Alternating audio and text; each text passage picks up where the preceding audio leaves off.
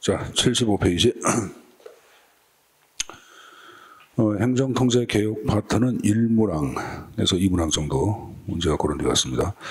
자, 1번에 책임의 강조점의 이유도 가끔 나오죠. 한마디로 재량권의 확대입니다. 그러니까 재량권의 확대와 관련되지 않은 걸 찾으면 되는데, 자, 1번의 행정의 재량권의 확대, 왜 행정의 전문화 복잡화에 따라서 행정 자체가 스스로 처리할 수 있는 재량권 내 범위가 확대가 이루어졌고, 그 행정 재량권의 확대를 얘기했던 입법 통제나 사법 통제의 약화를 가져오죠. 그건 정답은 4번입니다. 시민 통제의 강화는 오히려 재량권을 제약하겠지. 자, 이번 문제는 이제 책임의 흐름을 얘기하는데, 외제에서부터 내재. 1번 맞죠, 여러분들? 이번에 기능적 책임에서 외적 책임, 이런 건 없죠, 여러분들. 2번은 잘못됐죠. 뭐 굳이 얘기하면은 법적 책임에서부터 기능적 책임으로, 그 표현은 맞죠. 이 기능적 책임을 얘기할 때는 공무원이 갖고 있는 전문적인 지식, 기술, 그리고 업무 윤리에 따라 스스로 행동해야 할 책임을 얘기하죠. 그러면 공무원이 갖고 있는 지식이나 기술, 업무 윤리에 따라 이건 다 내부적 통제 아니야. 그래서 2번 같은 경우에는 기능적 책임으로 중점은 이독이 맞는 거예요.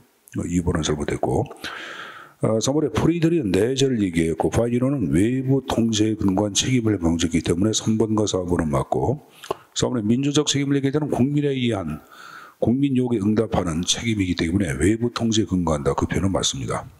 이제 3번 문제는 개념적인데, 행정 책임을 얘기하죠. 키워드가 의무야. 끝에 의무자가 들어가면 책임이란 말이 나와야 돼. 자, 의무는 항상 책임을 전제로 하잖아. 통제는 책임을 확보하기 위한 제어 장치가 통제고, 행정 윤리를 얘기할 때는 공무원이 지켜야 할 뭐예요, 여러분들? 가치규범. 공무원이 지켜야 할 가치규범. 이념은 가치체계, 행정이 추구하는 가치체계. 그게 행정 이념이라고 그러죠. 그 키워드만 좀 정리하면, 근데 이런 게 시험 문제랑 오히려 많이 틀려요, 여러분들. 윤리, 행정 이념, 행정 책임, 뭐 행정 목적 이런 것들, 목표 이런 것들 나오면은 이게 많이 틀립니다. 자, 4번 나온 거 보자. 현대 행정에서 행정 책임이 강조되는 이유로 가장 적합하지 않은가?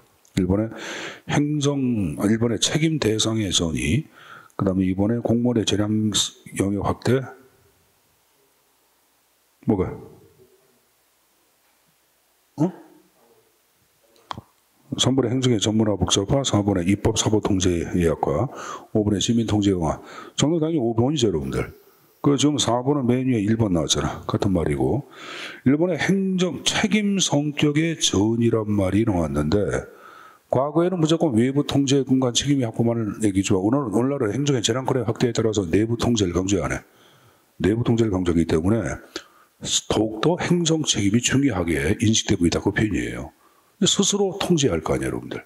그러니까 1번 표현은 그래서 맞는 표현입니다. 자, 5번은 이제 부패 유형을 묻는 거예요.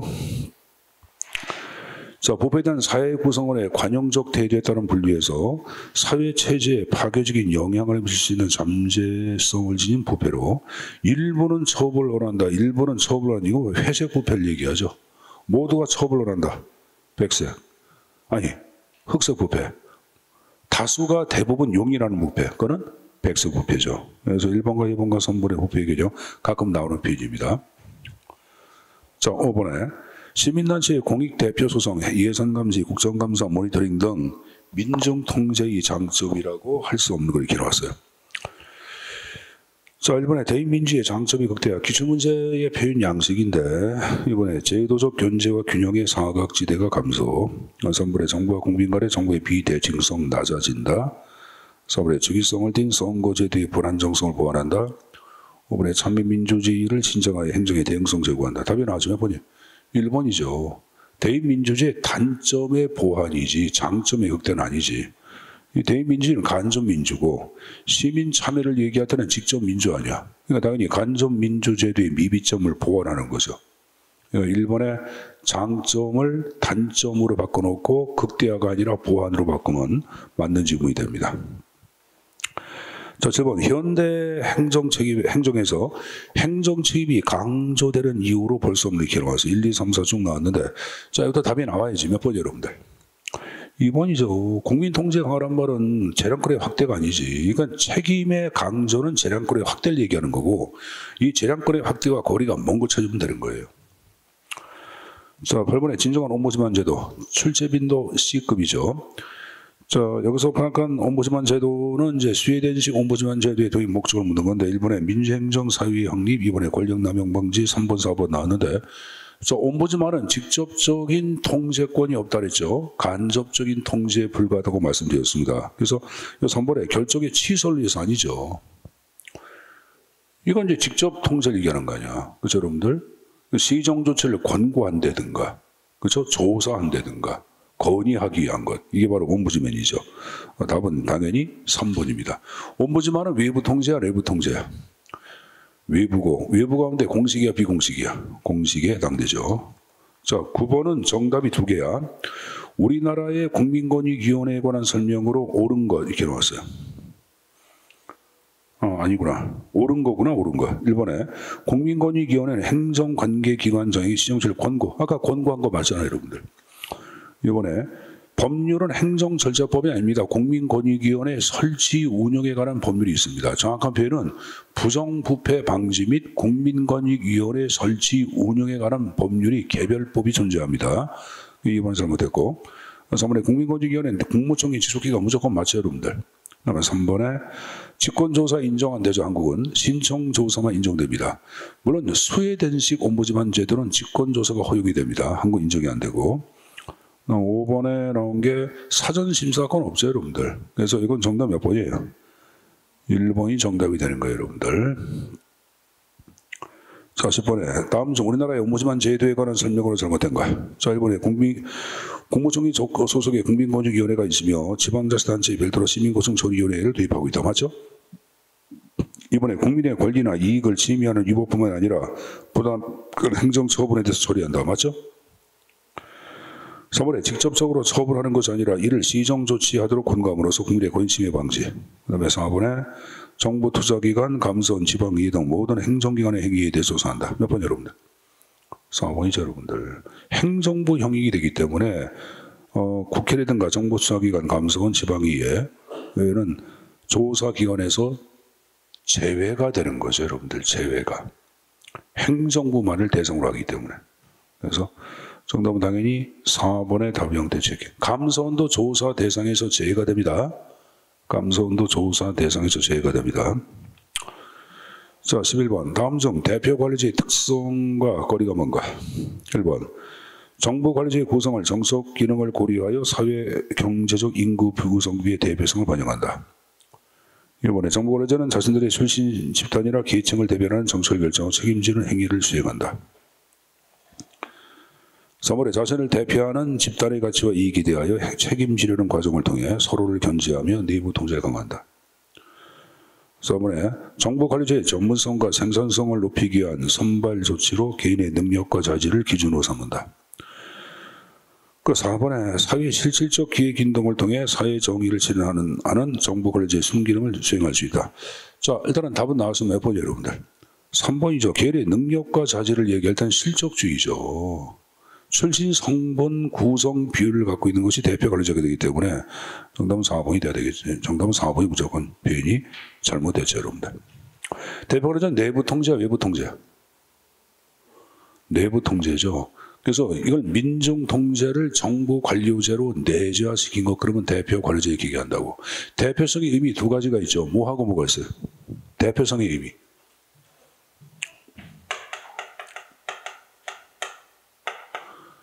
자, 피동적 대표성이 있고 능동적 대표성이 있지. 이걸 다른 말로 얘기할 때는 뭐 수동적 대표성. 이걸 또 뭐라 그래요, 여러분들? 형식 대표성, 비례 대표성, 출신 대표성, 태도 대표성. 이게 피동이야. 능동을 다른 말로 적극적. 위에 거 소극 들어가네. 적극적 대표성. 정치적 대표성, 실질적 대표성이라고 부르는 게 능동이죠. 여러분들 출신 성분이 태도를 결정한다 그러면 위아래야. 출신 성분이 태도를 결정한다 그러면 위가 돼, 아래가 돼? 응? 제가 여러분들 위에 거를 출신 대표성, 태 대표성 그랬으니까 출신 성분이 태도를 결정한다 그러면 위에는 피동적 대표성을 얘기하는 거야. 능동 아니야. 혼동하지 마세요, 여러분들. 한국의 대표관리자를 대표하는 것은 균형 인사 제도라는 게 있다 없다? 있다고 제가 말씀드렸습니다. 자, 12번 문제. 여성 채용 목표 할당제. 저희 대표관리제죠, 여러분들. 당연히 1번인데. 뭐 지금 이 국민의힘에서는 여성가족부 폐지를 얘기하고 있고 아직 뭐 결정된 건 아니지만은 그리고 양성평등 모형 대표제, 양성평등 채용 대표제의 형태를 좀 수정해서 이런 걸 좀 없애겠다는 식으로 지난번에 얘기를 했어요. 얘기했는데 근데 이제 그 대표관리제 취지를 좀 정확하게 알고 얘기하면 좋은데 잘 모르고 얘기하는 것 같아. 그러니까 본인들이 얘기하고자 하는 것하고 제도의 철폐는 좀 다른 건데, 그러니까 그걸 좀 옆에서 정책적으로 재현하는 사람이 있으면 좋을 것 같은데, 그걸 좀 안 하고 있는 게 좀 답답합니다. 자, 문제 13번. 대표관리제의 비판으로 볼 수 없는 결과인데, 1번에 실적시 원리에선, 2번에 행정의 전문성서에, 3번에 행정 책임성의 확보 불확실, 4번에 내부 통제 아까 내부 통제 방법이 들어가는 게 대표관리제로 얘기했잖아. 몇 번이야? 4번 정답이지. 14번에 행정개혁의 목적으로 적합하지 않은 거 1번, 2번, 3번, 4번 너무 지켜나왔어요. 몇 번이? 2번이죠. 공식적 통제를 강화하기 위해서 개혁한다. 말이 안 되잖아. 2번이고 15번 노무현 정부의 행정개혁으로 볼 수 없는 거 1번에 인사기능의 일원화. 맞아요, 여러분들. 중앙인사위원회로 일원화시킵니다. 이번에 소방방재청 진설 것도 맞고 과학기술부 장관 부정식도 맞고 공무원 총정원제를 얘기할 때는 여러분들 알다시피 대처의 행정개혁, 마가렛 대처 행정개혁에서 얘기한 게 공무원 정원 상한제거든요. 이걸 우리나라에 도입한 인물이 누구냐면 김대중 대통령이야, 전. 그래서 이것은 김대중 정부 때 상하봉이 등장한 거예요. 노무현 정부 행정개혁은 이거 외에 총액 인건비 제도도 노무현 행정부 때 탄생합니다. 내가 방금 전에 총액 인건비 제도도 노무현 정부 때 탄생했다고 말씀드렸습니다. 문재인 정부 행정개혁 논리는 글쎄요, 내가 볼 때 나올 기원성은 희박하다고 보고 있습니다. 그러니까 아직 정권이 끝나지도 않았고, 그리고 내일 모레 정권 바뀔 텐데, 이럴 과정의 문제를 좀 여러분들 중립성 있는 문제를 내다 보니까 문재인 정부 행정개혁 논리는 출제에 나올 기원성은 좀 희박하지 않을까라고 생각하고 있습니다. 그렇게 아시고, 우리가 얘기한 여러분들 질병관리청의 신설도 누가 등장한 게야? 우리가 파악한 문재인 정부 때 등장한 거죠. 그 다음에 벤처 중소기업부도 여러분들 과거의 중소기업청을 부로 승격시킨 것이 누구야, 여러분들? 문재인 정부야. 그리고 대통령 경호실을 경호처로 격화시킨 것도 문재인 정부 때 등장한 게야. 대통령 경호실을 경호처로 격화시켰다고 얘기했어요. 국가보훈처를 장관급 처장으로 임명합니다.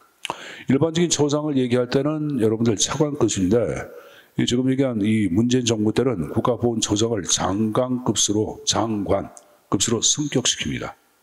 그 정도는 좀 숙제해서 가져가세요, 여러분들. 알았습니까? 자, 16번. 자, 피터스하고 물장수 나왔네요. 워러맨이 파악한 탁월한 정부.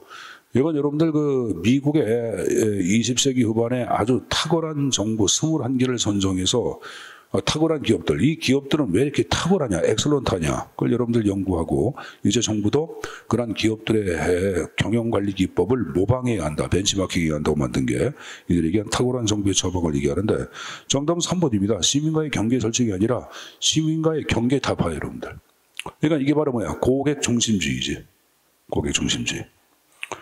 직원 지향성, 가치의 명미와 시민과의 경계 타파, 자율성과 기업가 정신, 이런 것들이 피터스 워러맨이 파악한 탁월한 정부를 얘기하는데 출제는 안 나왔지만 한 번 정도는 나올 법했는데 안 나왔어요, 계속 여러분들. 여러분들 신공공관리론 알죠? 개혁의 일환으로서 등장한 것 중에 하나가 지금 얘기한 피터스와 물장수의 탁월성에 근거한 정부의 처방책을 얘기합니다. 자, 17번 시민 헌상 제도는 출제 빈도 한 D급 보시면 됩니다. C에서 D급. 자, 이번에 행정서비스 선상이란 행정기관이 제공하는 서비스 중 주민생활과 밀접히 관련된 절차를 선정하여 이에 대한 서비스 이행 기준과 내용, 제공 방법, 절차, 잘못된 상황에 대한 시정 및 보상 조치를 정해 공표하고 이해진을 문서로 약속하는 행위. 맞죠, 여러분들? 이번에 행정서비스 원장의 제정은 새로운 법적 권리를 만드는 것이 아니라 기존의 권리를 사용자한테 알려주는 거 맞죠? 그래서 뭐래? 행정기관이 제공하는 서비스는 최소한의 서비스야 최고야. 탑 레벨 얘기했잖아. 최고의 서비스, 최상의 서비스가 맞지. 이걸 최소한의 서비스 아니면 최적의 서비스 들려. 최소한 서비스도 아니고 최적의 서비스도 아닙니다. 그러니까 정답은 당연히 3번이고. 자, 4번에 잘못된 서비스에 대한 시정 조치와 보상 조치를 명확히 해야 한다. 그 표현은 무조건 맞는 표현이네요. 자, 18번. 가끔 공무원의 복지 부동이 비판받기도 하는데 이러한 행태의 원인으로 보기 힘든 거야. 1번 지국 공무원제 확립, 2번 정책 감사의 미비, 3번에 간 위지의 사고, 4번에 시민 참여 확대, 4번에 성과관리 제도 미개발. 자, 몇 번일까요, 여러분들? 정답은 4번이지. 시민 참여 확대가 되는데 복지 부동이 비판을 받은 건 아니죠, 여러분들. 복지 부동은 몸살인 행태를 얘기하는 거 아니야. 몸살인 행태. 복지 부동. 배를 땅바닥에 밀착시키고 전혀 움직이지 않는 상태. 이렇게 몸살인 행동. 일도 안 하고 가만히 있는 걸 얘기해요. 이러지도 않고 저러지도 않고. 자, 19번. 행정통제에 대한 설명을 옳은 것. 1번. 행정소송은 사법에 의한 행정통제의 수단이지만 사후적 구제의 수단. 1번 무조건 맞네요, 여러분들. 사후적 구제죠. 여러분들 행정사법통제는 자기를 대상으로 해 부자기를 대상으로 해 양자를 다 다뤄. 자기 부자기를 다 대상으로 하지 사법통제는. 아니죠. 자기만을 대상으로 하죠. 사법통제는 자기만을 대상으로 하는 게야. 부자기는 다룰 수 없어. 그래서 뭐라 그래, 이런 걸. 소극적 통제를 위해 소극적 통제. 여러분들, 여기다 자기 부자기를 다 대상으로 하는 거 뭐야? 옴부즈맨. 그래서 이걸 뭐라 그래? 이거는 적극적 통제란 말 쓰지. 이거 혼동하지 마세요, 여러분들. 그래서 1번은 맞는 표현이고, 자, 이번에 스웨덴의 옴부즈만 제도는 행정기관의 결정이나 행위를 취소, 변경할 수가 있다마다 없다가 맞아. 없다. 왜? 간접적인 통제에 불과하잖아. 그래서 와칭도구 위다우티스 이빨 없는 감시견이라고 불리죠. 자, 법무부에서 하는 것은 법무부는 정부 조직 아니야. 그래서 공식은 맞지만 외부가 아니라 내부로 바꿔야 되겠지. 공무원의 자율적 통제를 확립하기에 인간관계 계산하고 행정통제는 아무런 관련이 없습니다. 자, 문제 20번. 행정 책임을 확보하기 위한 수단을 내재, 외재, 공식, 비공식이라는 두 개의 축으로 하여 네 가지 형태로 수단으로 구분할 때, 거기 보자. 외재, 공식. 자, 1, 2, 3, 4 나왔는데 1번과 2번은 내재적 공식이죠. 3번은 내재적 비공식이고 4번이 내재, 외재죠. 외재는 외부야. 외부 공식 통제. 정답 4번이죠. 어려운 거 아니죠.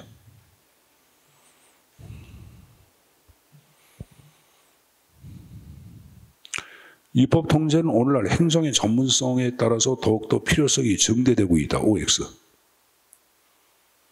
입법 통제는 행정의 전문성이 심화됨에 따라 그 필요성이 더욱더 증대되고 있다. OX. X죠, 여러분들. 전문성의 증대에 따라서 입법 통제의 약화가 나온 거지 통제의 필요성이 증대는 아니지. 입법 통제는 정보의 비대칭성이라는 한계를 지니고 있다. OX. 정보의 비대칭성 맞죠. 정보는 누가 하죠? 행정부가 갖고 있는 거지. 통제에 많은 제약이 있다. 이렇게 얘기했을 거예요. 자, 21번. 대표관리제에 대한 설명으로 옳지 않은 것. 1번. 국민의 다양한 요구에 대하여 정부의 대응성을 향상시킨다. 2번. 정부 정책에 대한 관리의 책임성을 제고시킨다. 그 정부의 출신 성분과 인간 행동 간에는 밀접한 관련성이 있음을 전제한다. 4번에 기획 긴등의 원칙을 보장함으로써 역차별 문제를 차단할 수 있다. 몇 번 여러분들? 정답은 4번이죠. 여러분. 4번은 실적주의죠. 우리가 대표 관리자를 얘기할 때는 역차별 문제를 등장을 시켜 안 시켜? 시키죠, 여러분들. 일반적인 사람들을 볼 때는 상대적으로 차별을 받는 느낌이 있어 없어? 여러분들 아파트 같은 경우에 장애인 주차 공간이 별도로 있잖아. 근데 밤늦게 들어가면 차를 댈 데가 전혀 없는데 장애인 주차 공간이 비어있는 경우도 있잖아. 그럼 경우에 따라서는 여러분들 밤 11시, 12시에 들어갔으면 그 시간에 차가 들 데가 없는데 장애인 주차장에 차를 세우면 안 되는 거 아니야. 그럴 때마다 좀 약간 좀 차별을 느낀다는 인식하는 사람도 있어 없어? 있겠죠, 여러분들. 단순하게 얘기할 때. 그래서 역차별 문제를 차단하는 것이 아니라 역차별 문제를 등장시키는 거죠.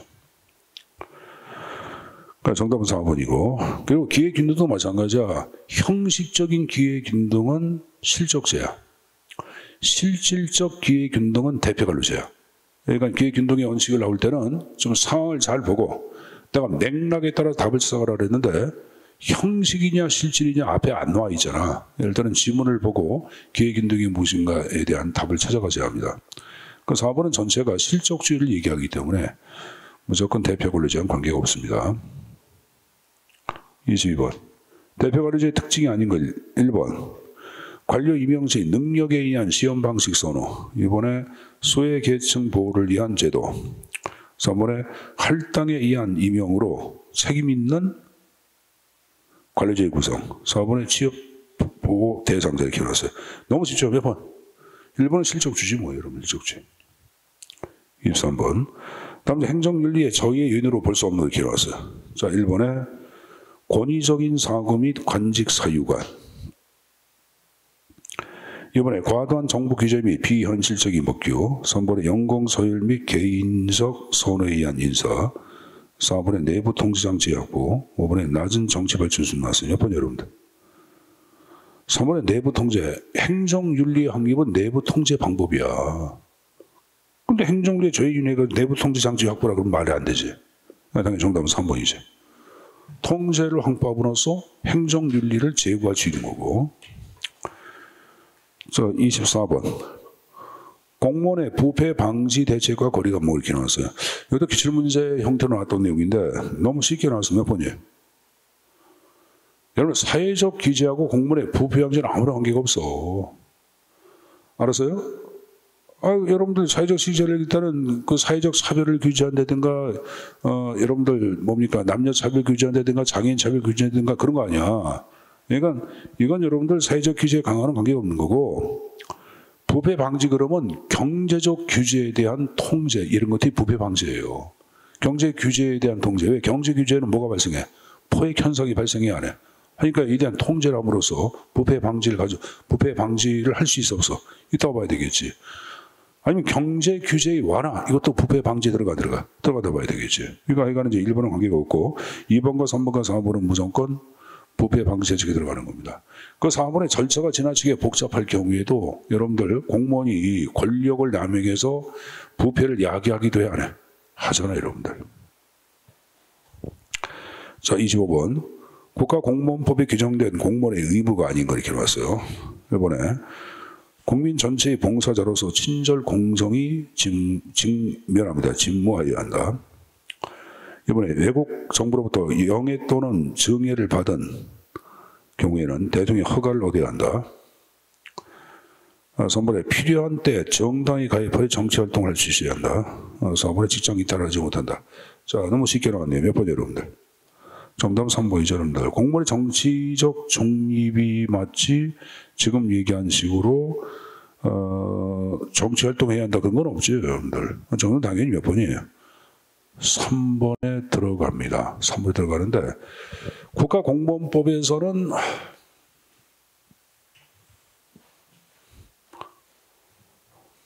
자, 여기 보자.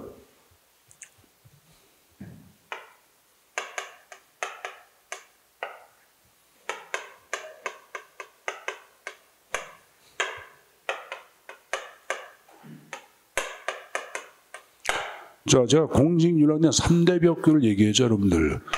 그래서 국공법, 공윤법, 또 하나 뭐 여러분들, 부방법. 최근에 들어간 김영란법.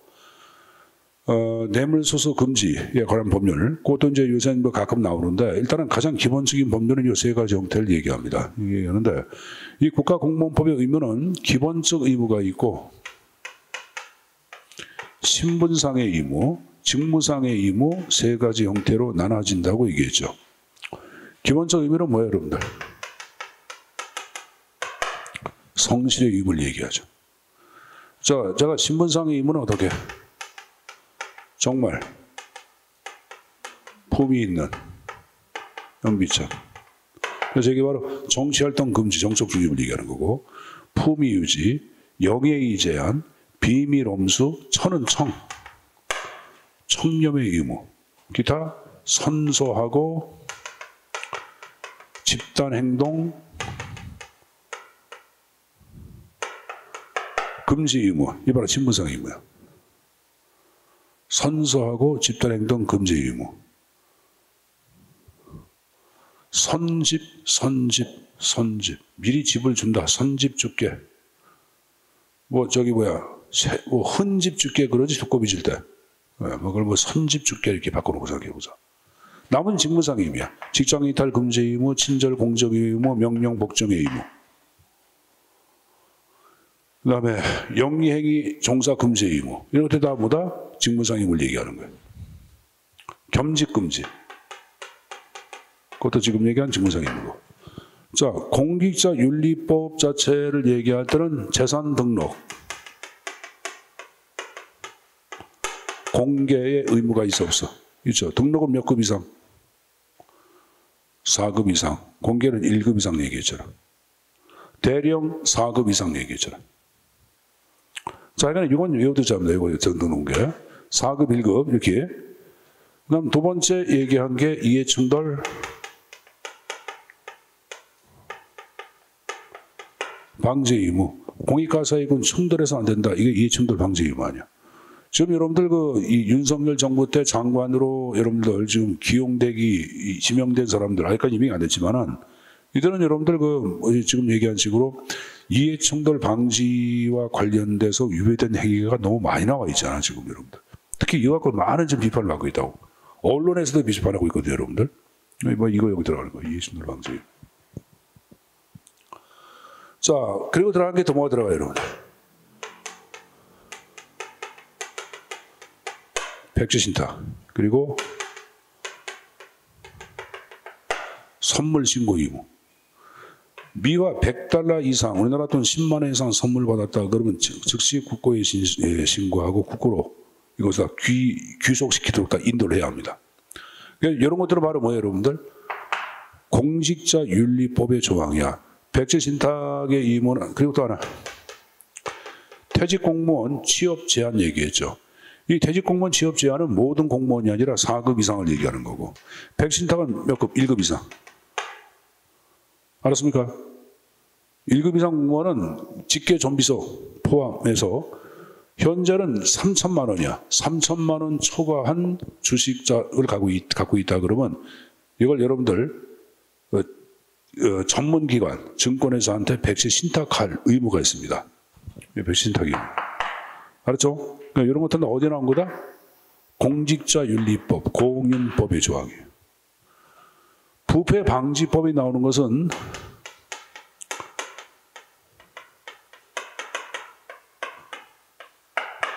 비면직자 취업 제한이 있죠.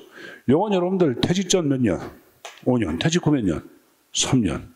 요거는 퇴직 전 5년, 퇴직 후 5년 동안 비리 위법으로 잘린 자들을 얘기하는 거야. 잘린 자. 금지가 있고, 그 다음에 국민감사 청구가 있죠. 감사 청구는 300인 이상의 연설을 받아서 감사원에 감사 청구해. 공일위반이나 법령을 위반했다? 그럼 그러한 자를 어떻게? 국민들이 300인 이상의 연설을 받아가지고 감사원에 감사 청구할 수 있다. 그걸 국민감사 청구권이라고 얘기하는 거예요. 부패방지법에 나오죠, 여러분들. 지금 기억이 좀 안 나는데, 일단은 이 두 개는 부방법의 조항에 들어간다는 것 정도로 가지고 가야 돼요. 시험 문제는 이걸 막 섞어서 고르는 문제 형태가 많이 등장을 했습니다. 이 구분해서 본인 것으로 만들어 가라고 말씀드린 겁니다. 자, 26번. 최근 주요 OECD 국가들에 지향하는 정부 혁신과 거리가 뭔가? 1번 성과 중심으로 예전한, 2번에 권한위임과 융통성 부여, 3번에 중앙정부의 전략기능 축소, 4번에 고객 지향성 강화, 5번에 정부 정책 평가의 중요성이 기록났습니다. 몇 번이에요, 여러분들? 3번이죠. 전략 기능은 방향 잡기 아니야. 그 기능은 강화하는 거지. 전략 기능은 방향 잡기야. 그건 해야지. 그러니까 전술 기능, 집행 기능을 축소하는 것은 맞아요, 여러분들. 왜? 민간이나 지방정부에 어떻게 위탁을 해야 할 거 아니에요, 여러분들. 그래서 하여간에 3번 표현은 무조건 잘못됐죠. 1번의 성과 중심을 여러분들 투입 중심으로 많이 나왔었거든. 요새 뭐 이런 문제 약간 들어갔지만 그래도 내용 좀 가져갔을 필요가 있습니다. 27번 다음 중 정부 개혁에 대한 저항, 이 저항 극복의 대책을 묻는 게야. 1번에 폭넓은 참여 기회 제공, 2번에 피개혁자에 대한 훈련 및 교육, 3번에 개혁안의 명료화, 4번에 개혁의 공공성 및 필요성 강조, 5번에 개혁의 포괄적 추진 나왔어요. 자, 1번과 2번 묶어놓고 이걸 뭐라 그래? 사회 규범적 전략이라고 얘기하는 거고, 3번과 4번을 묶어서 공리기술적 전략이라 그러죠. 여러분들 그 3번과 4번을 사회 규범적 전략 그러면 안 돼. 3번과 4번을 공리기술이라고 얘기하는 게야. 이거 말고 하는 게 바로 뭐야? 강제적 전략이 있습니다. 저항 극복의 대책 3가지 가운데 최종적인 방법은 강제가 돼야 되겠죠. 강제. 가장 바람직한 것은 뭐야? 사회 규범적 전략이고. 그래서 개혁의 포괄적 추진 이건 아니죠. 포괄은 전면적인 추진을 얘기하는 게 아니고 개혁을 전면 추진하면 오히려 저항이 발생해야 하네. 발생하죠, 여러분들. 이건 무조건 정답 몇 번? 5번의 답이 형태 체킹. 그다음에 28번 문자.